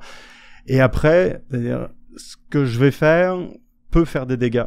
Donc pourquoi faire des dégâts avant et potentiellement se blesser puis laisser des séquelles, alors que ce serait juste une préparation ou quelque chose d'exploratoire. Donc je préfère l'essayer puis peut-être pas sortir de ce truc-là en bon état puis l'arrêter avant en disant OK, je me suis blessé, c'était pas une bonne idée. Donc il y a personne qui sera surpris si c'est pas une bonne idée, mais si j'arrive au bout, cool, mais si j'arrive pas au bout, au moins je saurai pourquoi. Mais je préfère l'essayer puis subir les conséquences pendant un moment qui en vaut la peine. C'est un petit peu la même chose quand on fait un ultra. Dire là, tu disais tout à l'heure, t'étais prêt à comme probablement te blesser pour un 100 miles. Comme, tu payes pour, tu fais le voyage pour, tu consacres des mois de préparation à ce truc-là, t'essaies de pas te blesser pendant la préparation, mais pendant l'événement, tu dis, j'ai mal quelque part, si à un moment où je dois surmonter une blessure potentielle et peut-être faire des dégâts, puis avoir une convalescence, c'est aujourd'hui. Donc là, ça vaut la peine. Donc là, c'est un petit peu ça que je me dis, pourquoi risquer de me blesser avant? Donc je vais juste continuer à faire ce que je fais tous les jours, donc des trucs qui sont sans aucun risque, qui me permettent quand même de mieux me connaître et tout, puis d'essayer de prévoir tout ce qui peut m'arriver, même si c'est impossible. Puis une fois que je serai dedans, là j'ajusterai. Donc puis l'avantage c'est encore une fois c'est que j'ai le temps. Donc s'il y a des trucs qui fonctionnent pas, j'aurai le temps d'ajuster. Mais je trouve que ça vaut pas la peine de se blesser avant, jamais. Donc le 8000 km, ça va être et ma préparation et mon apprentissage et la course elle-même. Donc tout va arriver en même temps. Parce que c'est impossible de se préparer à ça. Par contre, une fois qu'il sera fait, là j'aurai la base de préparation pour, je sais pas ce qui viendra après, mais j'aurai appris plein de choses qui vont me donner plein d'autres idées. Comme le Percé Montréal a donné l'idée de ce truc-là, le 8000 km va me permettre de dire mais si j'ai fait ça, tel autre truc serait peut-être possible. Quoi, je sais pas encore, mais ça va déboucher sur autre chose. Super intéressant, merci. De rien. Est-ce qu'on a d'autres questions? Oui, bien. Oh, en short comme toi, Yoann. En courant. Ouais, en courant et en short. Non, c'est ça, je suis désolée. Non, merci beaucoup pour le témoignage, super intéressant. Merci. En fait, ma question, c'est plus pour le après. Je trouvais ça super intéressant de pas planifier puis tout ça, mais une longue expédition comme ça, tu sais, revenir de ça, comment tu peux voir, c'est difficile. Vraiment difficile. Il y a plein d'aspects. Donc, il y a l'aspect immédiat. Quand j'avais fini de courir en arrivant en haut du Mont-Royal, j'étais super content parce que demain j'ai pas besoin de courir. C'est vraiment au niveau mental et physique, c'est comme cool. Je peux rien faire et j'ai le droit de rien faire. T'as aucun sentiment de culpabilité. Donc ça, si j'arrive à Forillon, je serais content de pas courir pendant des jours, des semaines, des mois. Je m'en fous. J'aurais mon plus haut total dans Strava pour l'année. En 5 mois, je pourrais ne pas courir jusqu'au 31 décembre. Aucun problème. Sauf que, ça va reprendre le dessus, je vais vouloir recourir, ok. Il y aura la récupération physique qui sera probablement pas si longue, la récupération mentale qui va prendre 1 an, 2 ans, 3 ans, ok. Mais c'est plus, après, le manque. Ce que je vais avoir vécu, justement, 5 mois de vacances, c'est un privilège, c'est très égoïste, donc parce que ça implique vraiment beaucoup de monde qui n'ont rien demandé, encore une fois. Je vais me payer 5 mois de vacances de tout, ça va être super confortable, mais là après je vais revenir, puis la vie normale va me retomber dessus, puis la vie normale c'est le fun, c'est reposant, tu manges quand tu veux, donc puis t'es pas obligé de manger 8000 calories aussi, donc c'est bien, mais ça va être la routine, qui est confortable, mais à un moment qui va me peser, c'est certain. Puis j'ai posé la question à Caroline Côté, donc et son mari Vincent Colliard, parce que maintenant habitent en Norvège, et puis là où ils habitent en Norvège, il y a que des explorateurs. Parce que qui va habiter là-bas au fin fond de nulle part? C'est que des explorateurs, dont certains sont vieillissants. Et donc j'aurais demandé, mais donc vos collègues explorateurs qui sont plus vieux, est-ce qu'ils s'arrêtent un jour? Non. Tu peux pas t'arrêter. Ils font des trucs plus petits, parce qu'à un moment, l'âge et le temps où ils en ont assez vu, puis ils ont pas forcément envie de se replonger dans quelque chose d'énorme, mais t'en reviens jamais vraiment. Puis c'est sûr que revenir dans la vie moderne, etc., va être sûrement très très envahissant. Je vais même le voir pendant la course, mais ça va être un problème. Puis il y a aussi ce que j'ai vécu plusieurs fois, donc en mettant toujours la barre un peu plus haut, c'est si je me donne pas un autre objectif, donc à part vieillir en bonne santé, ce qui est bien, ce qui pourrait être suffisant, ce sera peut-être pas, c'est je risque de plus trouver de motivation à bouger. Parce que pourquoi est-ce que je vais continuer à bouger alors que c'est tellement plus reposant de rien faire? Parce que le cerveau, c'est extraordinaire pour nous dire de rien faire. Il est très très fort. Donc puis là d'ailleurs, vu qu'il me reste juste 1 mois et demi, comme je fais plus rien, je sais que je me prépare à faire quelque chose. Et comme c'est très facile de dire je fais rien, je vais me rattraper. Donc est-ce que je vais complètement arrêter de bouger après parce que je vais rien trouver qui m'intéresse, de pas forcément de plus gros, mais qui m'attire aussi? Peut-être. C'est-à-dire, j'ai déjà arrêté 3 fois la course à pied. Donc, est-ce que je me dirige vers une 4e fois? J'espère que non. Mais j'aurai 5 mois pour y penser en même temps. Donc, mais j'ai aucune réponse à ça. J'ai plein de pistes, puis toutes ne sont pas très roses. Donc, mais on verra. On verra. Mais ça fait partie du lot. De toute façon, on part tous, on essaie tous d'aller toujours un petit peu plus loin, un petit peu plus longtemps, un petit peu plus vite, peu importe. Mais c'est une quête qui s'arrête jamais, là. Donc, sauf que là, moi, j'en suis rendu à des trucs. C'est 5 mois, on peut pas organiser ça tous les ans, là. Donc ça complique un petit peu les choses. Mais ça va être vraiment difficile. Bonne chance, merci. Ça fait plaisir. Si on avait d'autres questions pour Yoann? Oui, Nita. Oh. Alors, ma question, c'était, est-ce que tu t'es préparé mentalement, je veux dire pas physiquement, mais pour l'aspect solitude? Je sais que sur l'Appalachian Trail, tu vas peut-être rencontrer plein de gens, mais tu vas quand même passer une certaine quantité de temps tout seul. C'est sûr que tu es habitué de courir tout seul, mais 5 mois, c'est beaucoup. Est-ce que tu t'es préparé? Est-ce que tu t'es dit des stratégies que tu allais faire pour supporter ça? J'ai pas tant de stratégies que ça, mais oui, ça va être 5 mois seul ou livré à moi-même jusqu'à un certain point. Donc Anne sera en arrière pour tenir le fort et faire de la tour de contrôle, etc. Ce qui va moi beaucoup me rassurer aussi. Donc ça aide. C'est-à-dire je suis pas juste déconnecté de tout. Pour le reste, la stratégie mentale, je pense pas que ça va me déranger tant que ça, parce que je vais me sentir probablement tellement mal physiquement à juste devoir gérer l'immédiat, parce que j'exagère, mais ça va être une question de survie. C'est-à-dire je vais être vraiment concentré sur les besoins de base, c'est-à-dire manger, dormir, puis pour pouvoir avancer. Mais ça va être manger et dormir les 2 points les plus importants. Puis ça prend toute la place très très vite. Je l'ai vu dans le Percé Montréal, et on revient très vite à vraiment l'être humain primitif et l'animal, puis le reste n'a plus aucune importance. D'ailleurs, il y en a un, je pense que c'était, je me souviens plus comment il s'appelle, mais il a essayé de faire le record sur le Arizona Trail cet été, puis ça s'est pas bien passé, donc il a pas pu battre le record, et puis mais tout ce qu'il pensait c'était à manger. 2 semaines après avoir arrêté de courir, il n'arrivait pas à manger assez pour remonter la pente. Donc je sais que c'est ça qui va prendre toute la place. Donc toutes les considérations sociales, être seul ou pas, je pense vont être occultées parce que je vais être comme dans un autre niveau beaucoup plus bas que l'humain normal social, même si je vais quand même croiser beaucoup de gens. Donc ça m'inquiète pas trop. C'est plus l'effet que ça va faire sur les autres, encore une fois. Parce que moi, je serai concentré, je serai dans ma petite bulle, dans ma forêt, etc. Donc mon monde sera limité aux arbres autour de moi, mais ça va être très difficile pour tous ceux qui m'entourent, qui vont vouloir communiquer avec moi, où je serai pas tout à fait là. Donc ça va être pénible. Mais le reste, je me base un petit peu sur ce que j'ai vécu entre Percé puis Montréal, justement. Donc cette préparation mentale-là, je sais un petit peu ce qui m'attend, et je sais que j'ai trouvé les ressources pour continuer. Puis là, une partie que moi m'aide, qui peut justement être, c'est à double tranchant. Moi, dans mon cas, je sais que ça m'a aidé pour l'instant. J'espère que ça va continuer. C'est la partie communication.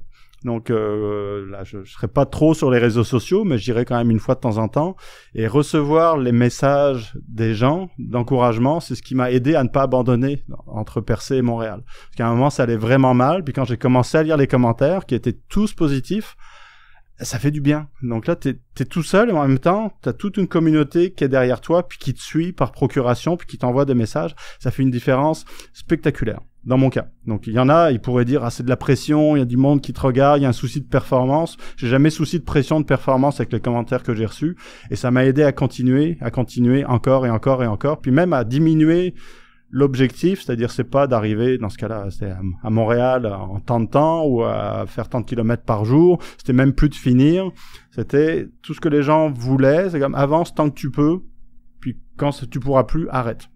Donc je vais essayer de faire ça. Sauf que c'est un petit peu une question piège parce que on peut toujours avancer, il me semble.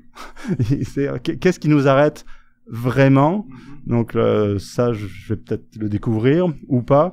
Mais disons que je serai jamais seul parce que je sais qu'il y a toute une communauté qui se construit autour de ça. Puis j'ai fait exprès d'en parler justement pour avoir cette aide-là. Donc c'est pas égoïste, c'est pour vous partager avec ça parce que vous allez me redonner énormément. Puis moi, ça m'aide. Donc ça, vous faites partie de ma stratégie. Fait que si l'envie vous prend d'encourager Johan pendant, maintenant vous savez que vous devez le faire parce que c'est pour l'aider. Je vois une main levée là-bas, Samuel. Je connais pas le nom de tout le monde par cœur, là. Ça donne que je connais. Après vous. Salut Johan, merci. Bonjour. Beaucoup. C'est vraiment intéressant. Merci pour les récits et tous les détails.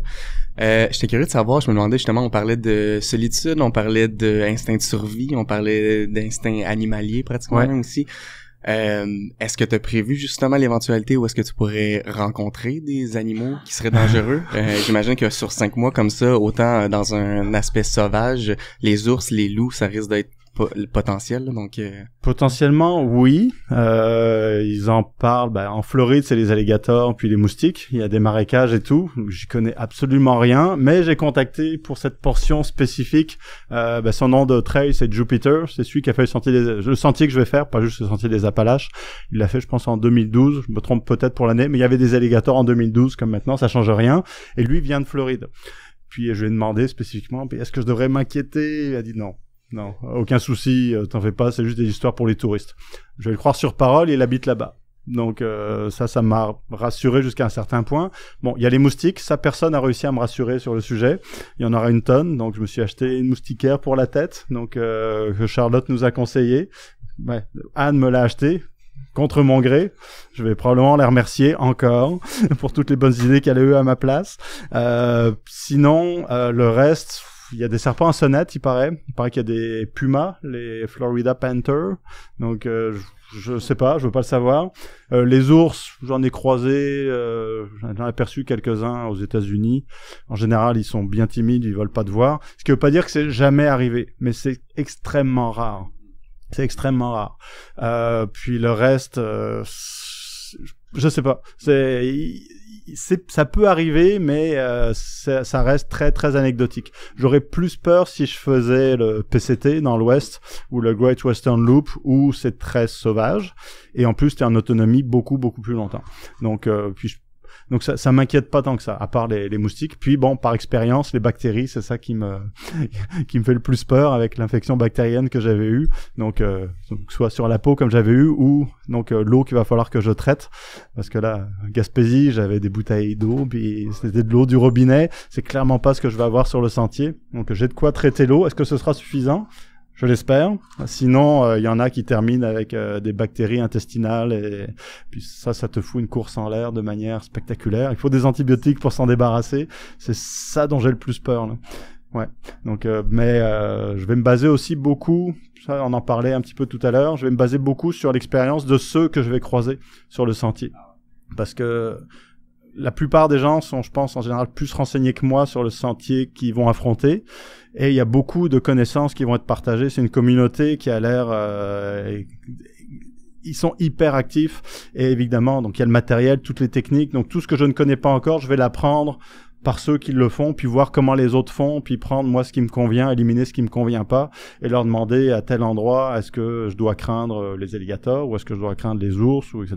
Est-ce que je dois traiter l'eau, ou celle-ci, comme t'as pas besoin de la traiter. La connaissance que je vais croiser, qui va être partagée par ceux qui sont sur le sentier, je compte énormément là-dessus pour le traverser de la meilleure manière possible. Donc si c'était un sentier comme le PCT où tu croises pas grand monde, ce serait différent. Mais celui-ci, il est très long, mais n'est pas si sauvage que ça. Il y a même des endroits où t'as des percées dans les arbres et à un moment tu vois New York. Donc t'as l'impression d'être dans la nature, mais t'es littéralement à côté de plusieurs dizaines de millions de personnes. Puis apparemment on s'en rend compte le week-end, quand il y a plein de monde qui débarque sur le sentier pour la fin de semaine, puis là t'es dans ta bulle depuis des mois, puis il y a plein de monde, qu'est-ce que c'est que ça? New York, ou Washington, ou Atlanta, ou Miami. Donc il y a plein de villes autour. Donc, j'ai peut-être plus peur des touristes que des animaux. Les touristes, c'est les pires. Super dangereux. C'est super, merci. Puis, pour finir aussi, on se demandait, depuis vraiment l'idée initiale du projet, ça a pu prendre combien de temps environ pour vraiment mettre ça sur table puis le rendre réaliste, ce projet-là, tu sais? Ça fait des années que ça dure, que ça mijote dans ta tête, disons? À peu près 1 an et demi. Okay. J'avais évalué la possibilité de le faire, donc j'avais eu, je pense, l'idée en octobre 2021. Je m'étais imaginé peut-être partir dès février 2022. J'aurais pu, c'est-à-dire au niveau logistique, juste pour moi, ça changeait rien que je fasse en 2022, en 2023, ça changeait rien. Par contre, pour préparer toute la famille et tout ce qu'il y avait autour, il me fallait 1 année de plus, juste pour être certain. Mais en fait, ça a pas du tout marché, parce que j'aurais pu le faire en 2022, parce que quand j'ai annoncé le projet en début janvier 2023, on se dit toujours, avant de faire ça, il faudrait que toutes les conditions soient réunies. C'était vraiment pas le cas. Donc, Anne venait de perdre son emploi, notre voiture venait de tomber en panne, puis on devait $3,000 au gouvernement en allocation familiale. C'est à peu près cette journée-là où j'ai annoncé le projet, puis j'avais 0 financement. Donc, je me dis, je l'annonce, parce que j'ai ça en tête depuis tellement longtemps, puis ça, ou dans 6 mois, ou l'année d'après, qui sait ce qui va nous tomber dessus à ce moment-là. Donc, c'était clairement pas la bonne journée pour le faire. Puis, depuis, tout s'est arrangé, de toute façon, parce que des choses finissent par se placer. Je sais pas ce qui va m'arriver dans les prochains mois. Plein de trucs que tu veux pas qu'ils arrivent, mais qui vont arriver. Et on va s'arranger. Donc, tu peux faire de la logistique, puis attendre. Pas trop. Parce que après, c'est un risque d'attendre qu'il t'arrive encore des trucs encore pires. Donc, j'ai prévu 1 an et demi, mais c'était quand même le plus tôt possible. Donc, la logistique, à un moment, il y a des limites à ce que tu peux prévoir et penser. Ouais, génial, merci beaucoup. Ça fait plaisir. Apprécié. Très hâte de te suivre là-dedans. Ceux qui sont pas au courant, dans les notes de description de l'épisode, je vais mettre le lien vers ton Ko-fi. Ouais. Veux-tu nous expliquer rapidement ce qu'est Ko-fi, comment on va pouvoir te suivre, c'est quoi l'avantage de te suivre via cette plateforme-là? Ouais, c'est un petit peu une expérimentation. Non pas pour sortir des réseaux sociaux, parce que c'est encore une communauté sociale qu'on construit, mais vous connaissez peut-être les sites style Patreon, donc qui est le plus connu. Donc il y a beaucoup de podcasts qui utilisent cette plateforme-là. Donc ça permet, en gros, en échange d'un abonnement à un coût minime chaque mois, d'avoir accès à du contenu exclusif. Donc les podcasts, souvent, c'est un épisode qui est disponible avant tout le monde. Donc si tu veux vraiment supporter le créateur, tu payes $5 par mois, puis tu as accès 1 semaine ou 2 avant au contenu. Mais en tout cas, les formules et les créateurs font ce qu'ils veulent. Moi, j'ai pris Ko-fi pour plein d'autres raisons, parce qu'il y a d'autres fonctionnalités.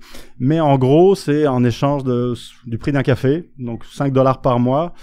Vous allez avoir accès au contenu que je vais essayer de filmer pendant les 5 prochains mois, et aussi au contenu que Anne va documenter de ce qui se passe à la maison, puis qu'elle va relayer de ce que moi je lui envoie. Et puis ce que ça fait, puis ça je l'avais pas vu au début, donc c'est aussi un moyen pour nous d'avoir un petit soutien financier à côté, parce que c'est 5 mois sans solde quand même, donc sans solde parce qu'elle a perdu son emploi aussi, accessoirement, mais moi j'ai pris un congé sans solde. La presse a pris, j'ai annoncé à la presse avant à mon employeur que je partais d'ailleurs, donc ne faites pas ça, c'est pas idéal. Ça s'est bien terminé, mais bref, avec Ko-fi, l'avantage que j'ai trouvé, c'est que on échappe complètement aux algorithmes. Ok. Parce que sur Instagram ou Facebook, ou peu importe, le contenu est montré à même ceux qui aiment ma page. C'est-à-dire, c'est un infime pourcentage de ceux qui sont abonnés à ma page qui voient le contenu, puis là-dedans, c'est encore un infime pourcentage qui vont vraiment aimer. Donc, tu contrôles pas. Tu publies un truc, puis des fois ça marche, puis d'autres fois ça marche pas. Peut-être que j'ai publié de la merde, mais probablement que c'est l'algorithme. En tout cas, je veux croire que c'est l'algorithme. Avec Ko-fi, tu payes, t'as accès à tout. Donc, même si tu te connectes 1 fois par semaine, tu vas pouvoir avoir accès à toutes les vidéos. Elles seront pas perdues, on sait pas où.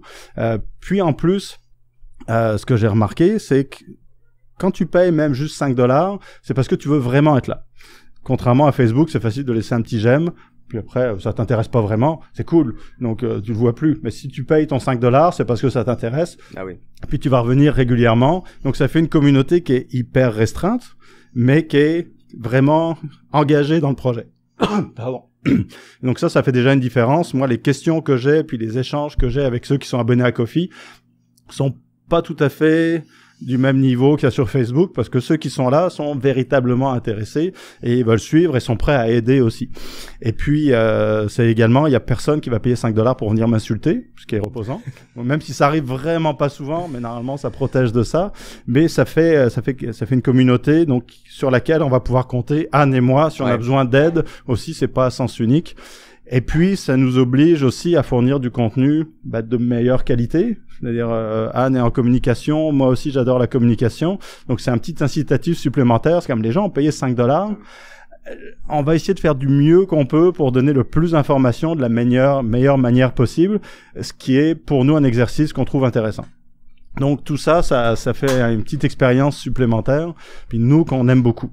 Donc puis sur une expérience qui va durer 5-6 mois, la formule fonctionnait. Comme si tu fais un ultra, s'abonner pour un mois pour un ultra qui dure 2 jours, ça marche moyen. Mais pour une aventure qui dure, déjà, il y avait les 2 mois de préparation qu'on a publié, il y aura les 5 mois, puis on parlait tout à l'heure du après, on va documenter le après. Parce que une fois que j'aurai terminé, puis quand est-ce que ça va bien aller, quand est-ce que je vais tomber dans la déprime post-événement, il y aura encore accès à Ko-fi pour vivre tous ces moments avec nous.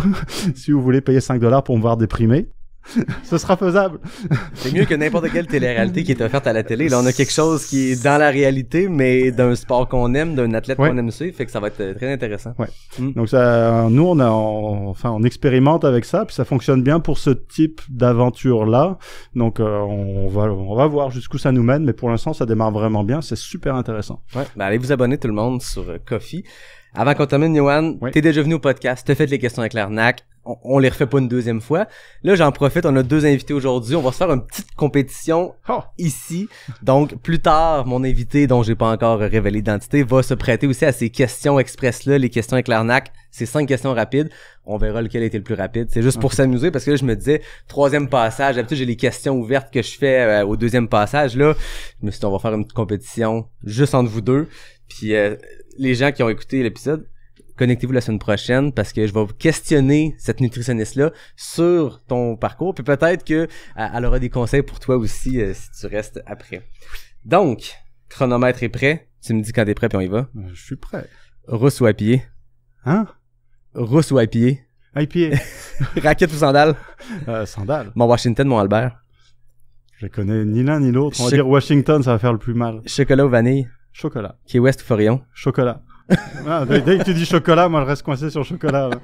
Key West ou Forillon? Forillon. 13 secondes pour 5 questions. On va voir après ça mon invité. Chocolat. Donc on comprend que ça va faire partie de ton régime de 12 000 calories par jour, 8 000? Oui, 8 000. Si j'atteins 12 000, ça 2 pots de Nutella, un dans chaque portion de la veste, c'est parfait. Yoann, dernière question avant qu'on termine. Oui. J'ai maintenant la playlist Pas sorti du bois, le Walkman de Pas sorti du bois qui est créé par les auditeurs, par les invités. Je te donne l'occasion de rajouter une chanson à cette playlist-là. Qu'est-ce qui te vient en tête? J'écoute jamais rien quand je cours, je suis pas capable. C'est impossible. Mais quelque chose que t'écoutes ailleurs alors?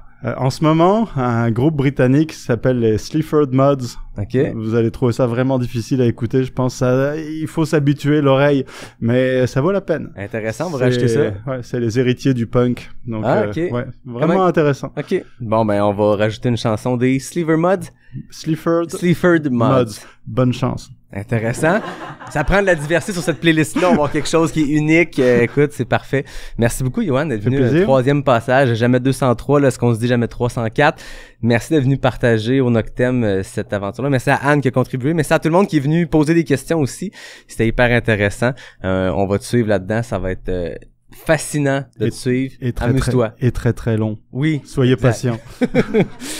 Merci comme d'habitude à NAC qui est le partenaire officiel de Pas sorti du bois. Merci au Noctem qui nous accueille aujourd'hui, qui nous a fourni d'excellentes bières. Tout le monde ici c'était bon? Votre bière était bonne? Ouais? On va s'en prendre une deuxième pour l'autre épisode. Merci à Capé qui est le partenaire caféiné du podcast. Merci à David Hébert, Fred Desroches comme d'habitude. Et à tout le monde, je vous dis à la semaine prochaine ou à dans 5 minutes pour ceux qui sont présents pour le prochain épisode de Pas sorti du bois, le podcast 100% trail.